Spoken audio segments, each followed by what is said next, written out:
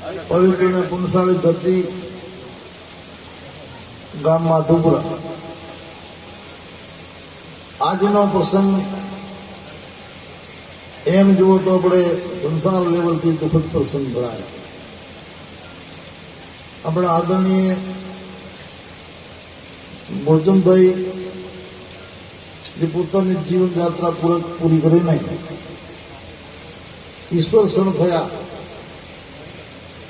એના ઉપલક્ષમાં એમની પ્રથમ તિથિ નિમિત્તે એમના પરિવારે મળીને અહીંયા જે ભજન સંધ્યાનું આયોજન રાખ્યું, આપણા બધાને એકત્રિત કરીને જે ભજનનો લાભ અપાવ્યો એ બદલ એ પરિવારને ખૂબ ખૂબ ધન્યવાદ, ખૂબ ખૂબ અભિવાદન. કારણ કે ભજન જે છે ને એ વાર આપણા મહાપુરુષો કહી ગયા છે તો ભજન જે કરે છે એ પણ શ્રેષ્ઠ છે, ભજન કરાવે છે એ પણ શ્રેષ્ઠ છે. અને ગત જીવને માટે જે ભજન સંધ્યા છે આ જ્ઞાન યજ્ઞ કહેવાય. જ્ઞાન યજ્ઞથી વધીને કોઈ જીવને કલ્યાણ અર્થે બીજું કોઈ એવું શ્રેષ્ઠ સાધન છે જ નહીં. બહુ શ્રેષ્ઠ સાધન હોય છે. એટલે આવા શ્રેષ્ઠ સાધન જે આજે આયોજન કરીને આપણને હરેકને 10% લાભ અપાવ્યો એ બદલ ખૂબ ખૂબ ધન્યવાદ. આજના પ્રસંગમાં અહીંયા ઉપસ્થિત આપણા આદરણીય સંત એવા સાગરોસણાથી ઉમેદરામ સાહેબજી મહારાજ, સાથે સાથે અમારા ગિરનારી મહારાજ, મારી બાજુમાં બેઠેલા શ્રી મોહનરામ, અને જે આપણી સભાનું સંચાલન કરી રહ્યા છે એવા શ્રી રામભાઈ, એનું સુવ્યવસ્થિત સારું સંચાલન છે. પેટી ઉપર સવર આપી રહ્યા છે એવા અમારા રાજુભાઈ પઢિયાર, તબલે ઉપર સવરજી આપી રહ્યા છે ભાઈ શ્રી મનોજભાઈ ઠાકોર, જેને સાઉન્ડ ઉપર આપણે બોલી રહ્યા છે એવા સાઉન્ડના સંચાલક ભાઈ. આજની સભામાં આજુબાજુથી સાગરોસણાથી મહારાજની સાથે તમામ જે ભક્ત મંડળીને ઉપસ્થિત થયો, ગણેશપુરા, માધુપુરા, આજુબાજુ ગામોથી જે ભક્તગણો ઉપસ્થિત થયા છે તે અહીંયા માતાઓ અને બહેનો, સજ્જનો, આપ લોકો પણ સમજો સત્સંગના પ્રેમી છો. સત્સંગમાં જે આમંત્રણ મળે આવે સત્સંગનો પ્રેમી કહેવાય. અને એ સત્સંગમાં આવવાથી કંઈક ને કંઈક માણસને ઉપલબ્ધિ થાય છે. હવે અહીંયા મહાપુરુષે એમ કીધું છે, વરસાદ ધોધમાર પડતો હોય અને સાસુ વહુને એમ કે ભાઈ આજે પતરા હોય છે, પકો ધાબો પાકો, આનાથી જે પાણી વરસાદનો ચોખ્ખો પડતો હોય એ સાસુ કરતું હોય માટલા મૂકજે, સવારમાં સારો પાણી ભરાશે. અને એ વહુ જો માટલા ઊંધા મૂકી દે ને તો આખી રાત વરસાદ પડે ને તો કોઈ પાણી સંકળમાં આવે નહીં. એમાં વરસાદનો દોષ નથી, માટલા મૂકનારનો દોષ છે. અહીંયા જે કોઈ ઉદ્બોધન આપે છે સત્સંગમાં એ મહાપુરુષોનો દોષ નથી, પણ ગ્રહણ કરનારનો દોષ છે. માળાનો દોષ નથી, પણ માળા ફેરવનારનો દોષ છે. માલા બની કષ્ટ કી અંદર ડાલા સૂત, માલા બચારી ક્યાં કરે ફેરને વાલા કપૂત. માળા તો કષ્ટની બની છે ને સૂત્રનો દોરડો છે, પણ એને ફેરવવા વાળા કપૂત રોજ માળા બચારી શું કરે? એટલા માટે સજ્જનો, એ વરસાદનો દોષ નથી, પણ દોષ તો માટલા મૂકનારનો છે. એ રીતે આ વરસાદ જે સંતોના શબ્દો, ધોધમાર વરસાદ પડી રહ્યો છે, પણ આપણા માટલા જો ઊંધા મુકાયેલા હોય તો એમાં છોટો પોણી આવે નહીં ઉતરે કાંઈ નહીં. એ જ રીતે સૂર્યનારાયણ ઉદય થાય છે અને બધાને પ્રકાશ આપે છે, પરંતુ ગુણ છે ને ગુણ ઓખે મીચે છે. એટલે સૂર્ય નથી ઉદય થયો એમને એ ગુણના દોષ છે, ગુણ જોતો જ નથી. એમ પછી ગુણ કે મેં તો અંધકાર જ જોયો છે, મેં સૂર્ય જોયો જ નથી. સૂર્ય ઉદય થયો છે, સૂર્ય પ્રકાશ બધાને આપ્યો છે, પણ ગુણનો દોષ છે, ગુણ ઓખે ખોલતો નથી. એ રીતે બહુ ઠંડી મહિનાની પડતી હોય અને આપણે અગ્નિ મોટા લકડા જગાડીને આપણે અગ્નિ બાળીએ અને એનાથી 20 ફૂટ છેટા બેઠા રહીએ તો અગ્નિનો દોષ નથી, પણ આપણે એની નજીક નથી ગયા. નજીક જઈએ તો જરૂરી અગ્નિ આપણી ઠંડી ઉડાડે ને ઉડાડે, પણ આપણે અગ્નિથી 20 ફૂટ છેટા બેઠા છીએ. એટલા માટે એ અગ્નિ આપણી ઠંડી મટાડી શકે નહીં, એને અગ્નિનો દોષ કહેવાય નહીં, આપણો દોષ છે, કારણ કે આપણી નજીક નથી ગયા. એટલા માટે સજનો હકીકતમાં એટલા માટે મહાપુરુષે કે તરોવર સરોવર સંતજન ચોથા વર્ષે મેં પરમાર્થ કે કારણે ચારો ધરી દે. તરોવર સરોવર સંતજન ચોથા વર્ષે બે પરમાર્થ કે કારણે ચારો ધર્યો દે. હવે એમાં તરોવરના વૃક્ષનો છે. હવે વૃક્ષ જે છે ને એ આપણે છાયા આપે, પણ એને નીચે જાવ તો અને એની છાયાથી 10 ફૂટ છેટા બેઠી હતી, છાયા આપણને આપી શકે નહીં. અને તરોવર વૃક્ષની નજીક જાઓ તો છાયા પર 10 ફૂટ છેટા બેઠા હોય એની છાયા પણ મળે નહીં. એ જ રીતે સરોવર જે છે, સરોવરની નજીકમાં બિલકુલ પાણીને ખડો ઉપર બેઠા બેઠા આપણે પાણી પીએ નહીં, અથવા એની નજીક નજીક સરોવર આપણે પાસે ના આવે. વૃક્ષની નજીક નજીક વૃક્ષો આપણે પાસે ના આવે, એની છાયા નીચે આપણે જવા પડે. અને તળાવ છે એને સરોવરની નજીક જઈને આપણે પાણી એનો પીવું પડે.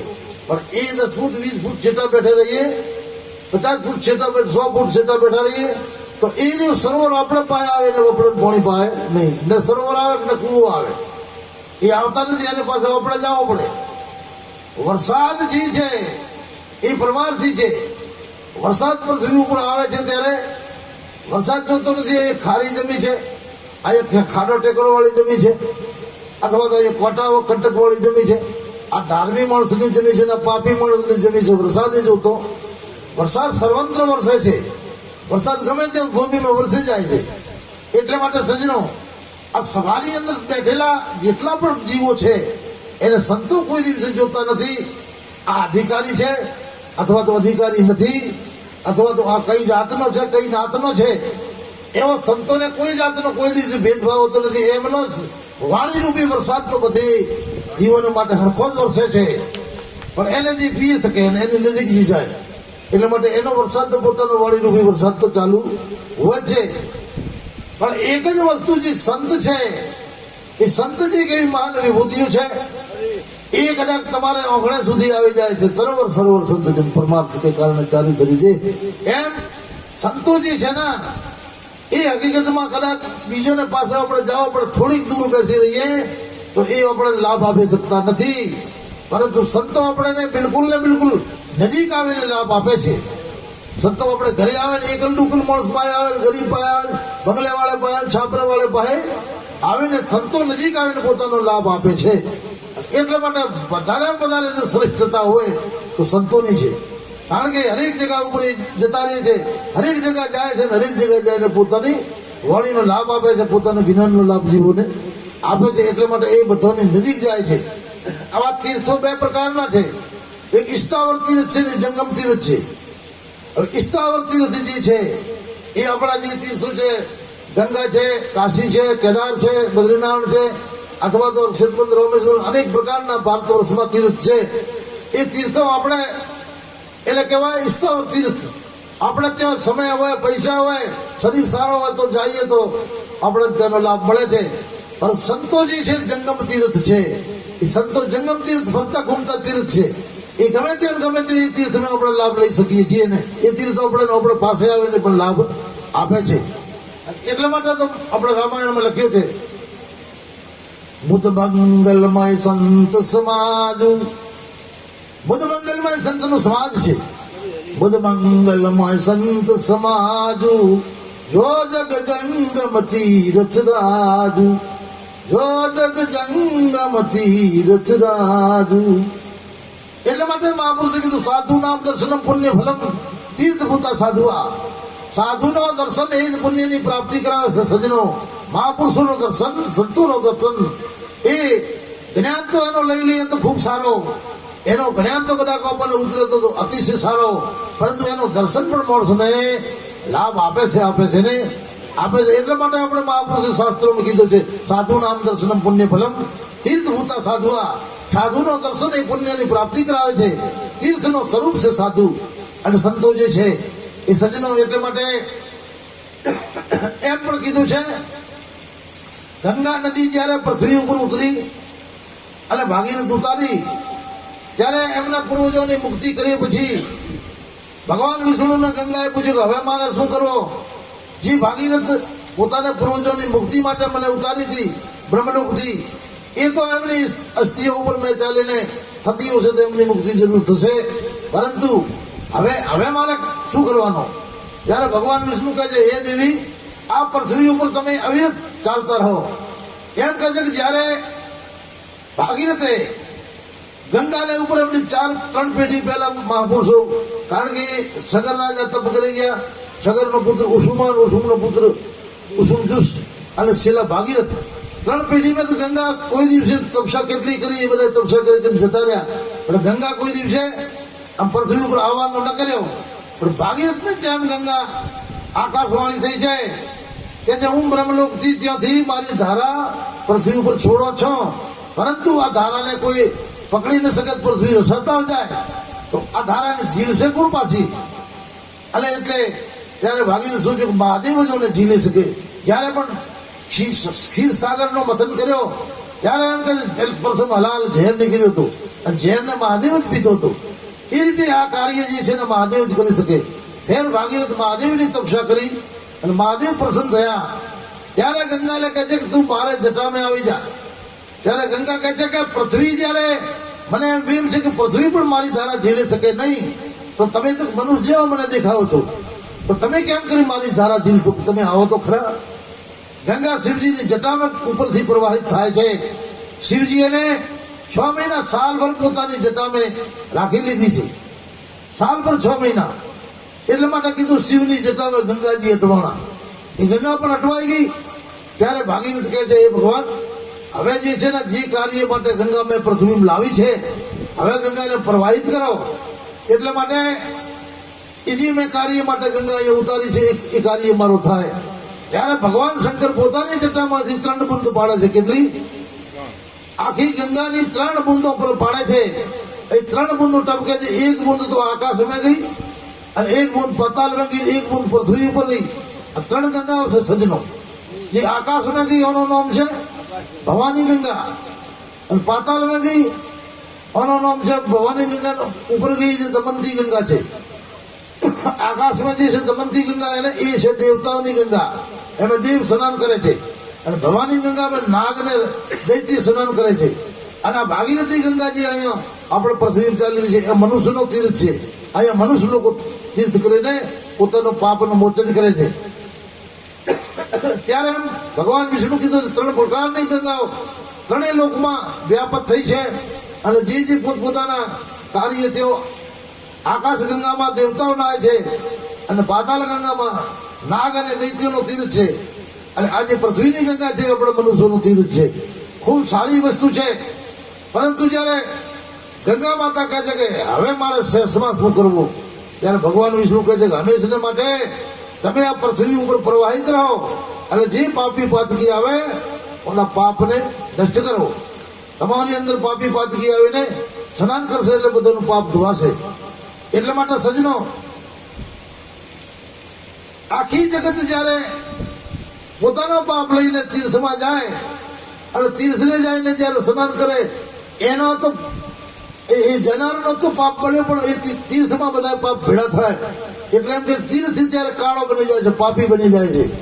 એમ ગંગા પણ એમ કહે છે ભગવાનને કે બહુ પાપીઓ મારે આવી સ્નાન કરશે તો હું પણ કદાચ કાળી પડી જઈશ, મને પણ પાપ કરશે તો મારે પાપ ક્યાં ધોવો ભગવાન?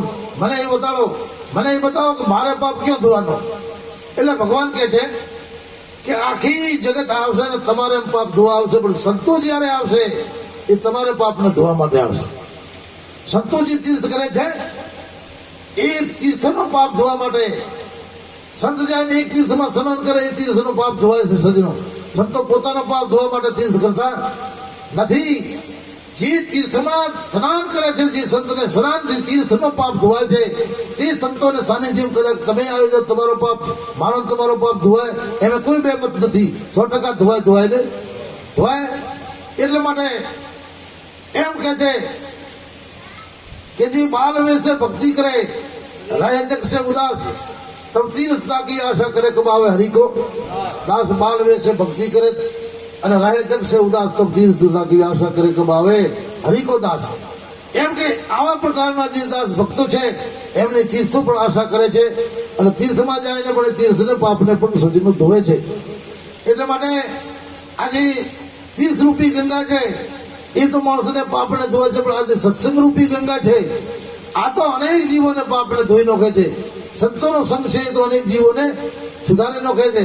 અને એટલા માટે કબીર સાહેબે કીધો પણ છે, तीर्थ करे तो एक फल, साधु मिले फल 4. तीर्थ करे जब एक फल, साधु मिले फल 4, सदगुरु मिले फल अनेक. एक कहे कबीर विचार. तीर्थ करवाથી એક ફળ મળે, દર્શન રૂપી ફળ, અને સંતને મળવાથી 4 ફળ મળે. જ્ઞાન, ભક્તિ ને વૈરાગ ને યોગની પ્રાપ્તિ થાય, અને ગુરુને મળે એટલે એને અનંત ફળોની પ્રાપ્તિ થાય છે. એને મોક્ષ રૂપી ફળની પ્રાપ્તિ થાય છે. સદગુરુ મિલે અનેક ફળ, કહે કબીર વિચાર. અને બીજી વાર પણ કહે છે, ઈશ્વર સેવા 16 વર્ષ. ઈશ્વરની, ભગવાનની સેવા તમે 16 વર્ષ કરવાથી તમને જે ફળ મળે એ ગુરુની 4 ફળની સેવા તમને ફળ આપે છે. ઈશ્વર સેવા 16 વર્ષ, ગુરુ સેવા ફળ 4, તો ન કર શકે બરાબરી, કહે કબીર વિચાર. ગુરુની 4 ફળની સેવા પણ જે 16 વર્ષની ઈશ્વરની સેવા છે એ બરાબરી કરી શકતી નથી. સજનો, ગુરુ સેવા એ 4 ફળની તમારે, ભગવાનની 16 વર્ષની સેવા જે તમે કરો તમને જે ફળ મળે મને તમને, એ મહાપુરુષોની 4 ફળ સેવા કરવાથી ફળ માણસને મળે છે.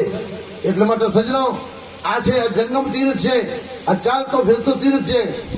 આ સ્થાવર તીર્થ નથી. સ્થાવર તીર્થોમાં આપણે જવું પડે છે, પણ સંતો જે છે આપણે પાસે ક્યારે ને ક્યારે આવતા હોય છે. ક્યારે ને ક્યારે સંતોનો ચાલતો ફિરતો તીર્થ છે, આપણો અંદર દર્શનો ના થતા હોય છે ને થતા હોય છે. એટલા માટે સંતોની મહિમા જબરદસ્ત મહાપુરુષે કરી છે. અને સાથે સાથે પાર્વતીજી મહાદેવને પૂછ્યું, ભગવાન આ જગતમાં શ્રેષ્ઠમાં શ્રેષ્ઠ વસ્તુ સાધન શું છે? આ જગતમાં શ્રેષ્ઠમાં શ્રેષ્ઠ સાધન શું છે? તો ભગવાન કહે છે, उमा कहूं मैं अनुभव अपना, सत्य हरि भजन और सब सपना. उमा कहूं मैं अनुभव अपना, सत्य हरि भजन और सब सपना. ભગવાન શંકર કહે છે, મારો અનુભવ છે એમાં આ જગતમાં હરિનું ભજન, ઈશ્વરનું ભજન એ સત્ય છે, સદગુરુનું ભજન એ સત્ય છે, બાકી બધો સપનો છે. અને શંકરાચાર્ય મહારાજ પણ કીધો છે. શંકરાચાર્ય મહારાજ શું કીધો? પરમ સત્ય જગત મિથ્યા, પરમ સત્ય છે જગત મિથ્યા છે. એટલે કબીર સાહેબે પણ કીધું છે, કબીર સમજુક ભયા નિર્ધના, ધનવતા ન કોઈ. કબીર સાહેબ એમ કહી રહ્યા છે, સમજુક ભયા નિર્ધના, ધનવતા નહીં કોઈ, ધનવતા વો જાણીએ રામ નામ ધન હોય. એટલા માટે આ બધા મહાપુરુષો જે છે એક જ રામ નામ ને ધન ને શ્રેષ્ઠ ધન માને છે. બાકી ધન તો જે છે એ ભલે આપણે સંસારમાં વ્યવહાર ખાતર જરૂરી છે, પરંતુ એ હંમેશને માટે આપણો સંગી નથી, હંમેશને માટે આપણે ભેગો આવતો નથી. અને એટલે માટે મહાપુરુષે કીધું છે,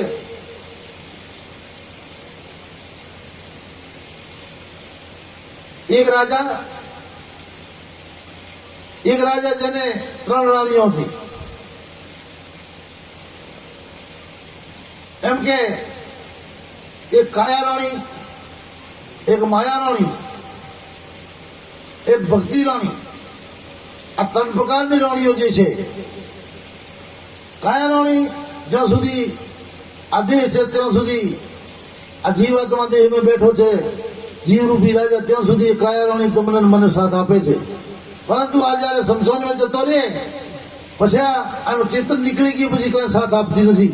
અને ઓનો રાજાને સંગ કેટલી વાર સમસન સુધી સમજે કાયા રાણીનો,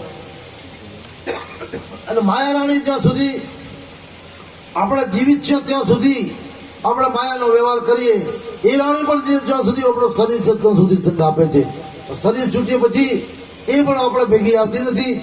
પણ જે ભક્તિ રાણી છે એ આપણી સાથે શીત સુધી આવે છે, અહીંયા પણ આપણી સાથે રહે છે. અને આ શરીર છોડીને જ્યારે પરમધામમાં જીવ જાય છે ત્યારે પણ જો ભક્તિ આપણી હોય તો આપણી સાથે આવે છે 100%.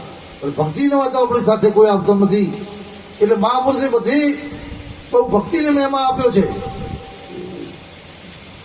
કબીર સાહેબે એક વાત સારી કરી છે, પ્રેમ ભક્તિ હૃદય નહીં, જ્ઞાન કથે બેહદ. प्रेम भक्ति हृदय नहीं, ज्ञान कथे बेहद. वो नर नरक में जाएगा पड़ पड़ साखी शब्द. खाली साखी शब्द ની જડી ભલે લગાવી દે, પણ જેને હૃદયમાં પ્રેમ ભક્તિ નથી, પ્રેમ ભાવ નથી, કવિ સાહેબ કહે છે કે એ ભલે બોલવા વાળો છે પણ એ બોલવો વ્યર્થ છે. ભલે બોલ્યો ખરી પણ બોલવાનો એટલો બધો મહત્વ નથી. જેને હૃદયમાં પ્રેમ ભક્તિ નથી, જેને હૃદયમાં ભક્તિનો પ્રેમ નથી, ભાવ નથી, સંતોના પ્રત્યે ભાવ નથી, હરજીવના પ્રત્યે ભાવ નથી. ભાવ વગરનો માણસ વૃક્ષ છે, પ્રેમ વગરનો માણસ વૃક્ષ છે. જ્ઞાન ગમે તેટલો તમે કથા પણ તમારે અંતરમાં પ્રેમ નથી તો ઘી વગર ચૂરમો થાય નહીં થાય? ઘી વગર ચૂરમો ન થાય. ઘી હોય તો ચૂરમો થાય, અને ઘી વગર શીરો ન થાય. એને કહેવાય પણ શીરો ન થાય સજનો.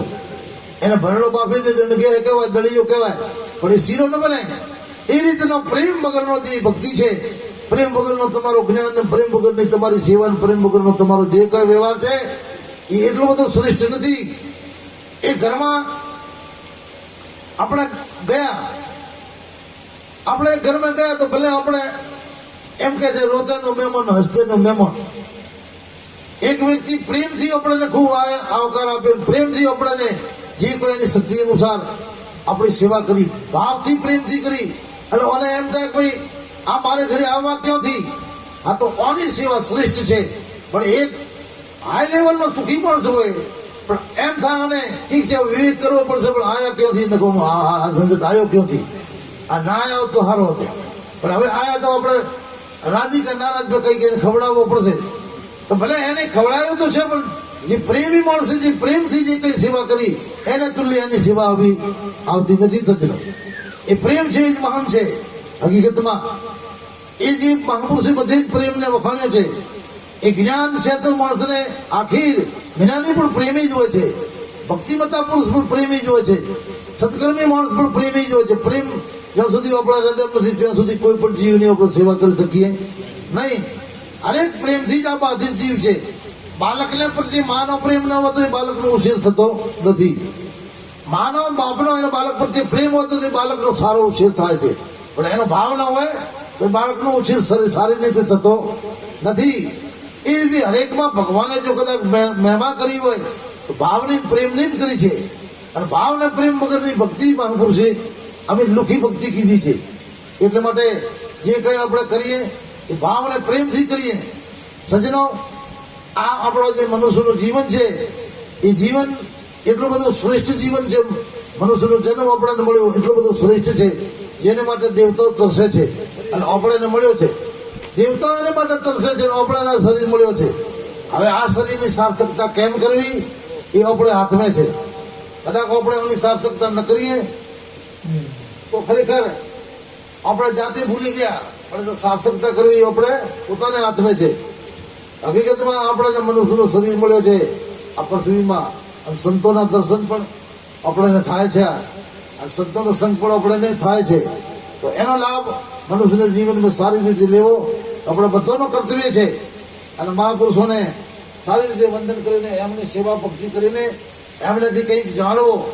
હકીકતમાં હરેક મહાપુરુષો કહે છે, હરેક એમને શબ્દો કહી રહ્યા છે કે એમના કદાચ માણસ 4 વેદ ભણી જાય ને, 4 વેદ વાંચી જાય, 18 પુરાણ ભણી જાય, રામાયણ ને ગીતા ને ભાગવત ને બધા ભલે વાંચી જાય, મહાભારત બધાનો અધ્યયન કરી લે, પણ જે સાચી બાબત છે એમાં એને સમજાય નહીં.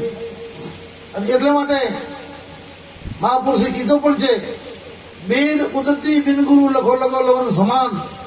वेद उदती बिन गुरु लखो लखो लवन समान गुरुमुख द्वारा बादल बरसे अमृत से अधिकार વેદ જે છે ને એ અને દરિયો ઉદતી એટલે દરિયો દરિયાનો ને વેદનો કોઈ અંત પાર છે નહીં મહાપુરુષો કેટલો લખીને ગયા છે એને વાંચતો વાંચતો એને અભ્યાસ કરતો કરતો પૂરો આપણા કેટલા જન્મો ખપી જાય પણ કોઈ એનો પાર આવે એમ નથી અને એમનો મેં સમજાય પણ નથી દરિયો અનંત છે દરિયાને તમે નજીક જાય ને દ્વારકામાં કે તમે અહીંયા સોમનાથમાં કે ગમે તે જાય દરિયાનું પાણી ચાખો તો ખારો ઝેર છે એ પાણી પરંતુ જે એ જ પાણી ગરમીથી બાષ્પીભવન બને અને ભાપ થઈને ઉપડે છે અને એ જ પાણી વાદળા બનીને જ્યારે પૃથ્વીમાં વરસે છે ત્યારે એ જ પાણી ખારું મીઠું બને છે એ રીતે વેદ ઉદતી બિન ગુરુ લખો લખો સ્વાન ગુરુમુખ દ્વારા બાદલ વરસે અમૃત છે અધિકાર જે ગુરુને મુક્તિ જે વાણી આપણને સમજવા મળે છે ગુરુને મુખનો જે વરસાદ થાય છે વાદળનો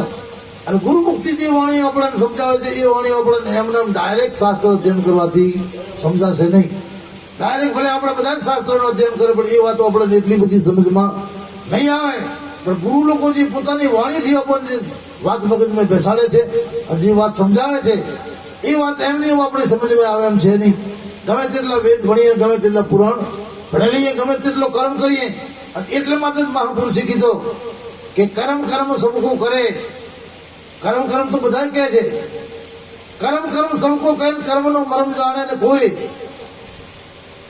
કર્મ કર્મ બધા કરે કર્મનો મરમ કોઈ જાણતો નથી પણ એક કર્મ એવો છે ને ઉલટા બંધન હોય કર્મ પણ સમજી વગર કરો ઉલટો બંધન થઈ જાય તો એ કર્મ કર્મ સબકો કરે કર્મનો મહેમા જાણે ને કોઈ અને એક કર્મ એસા કરે તો ઉલટા બંધન હોય એ કર્મ ભલે કરે છે વ્યક્તિ પણ ઉલટું બંધન થઈ જાય એ કર્મ કરતો કરતો પણ બંધન થઈ જાય છે પણ સંતોને નિર્દેશ અનુસાર મહાપુરુષોની વિચાર અનુસાર જે કર્મ આપણે કરીએ છીએ એ કર્મ આપણને બંધન બનતો નથી બાકીના બધા કર્મો આપણને બંધન બની જાય છે આપણે વગર સમજીએ પણ કર્મ થઈ જાય તો ભલે આપણા મનમાં સારો હોય પરંતુ એ સારો હોતો નથી એટલે માટે સંતોથી જાણીને કર્મ કરવો એ જરૂરી છે સંતના નિર્દેશ અનુસાર કર્મ કરવો એ જરૂરી છે તો સજ્જનો આ જે શ્રી ગુરચંદભાઈ આપણે વચ્ચેથી જે નસો શરીરનો ત્યાગ કરીને જે પોતે પરમાત્માના ધામમાં ગયા છે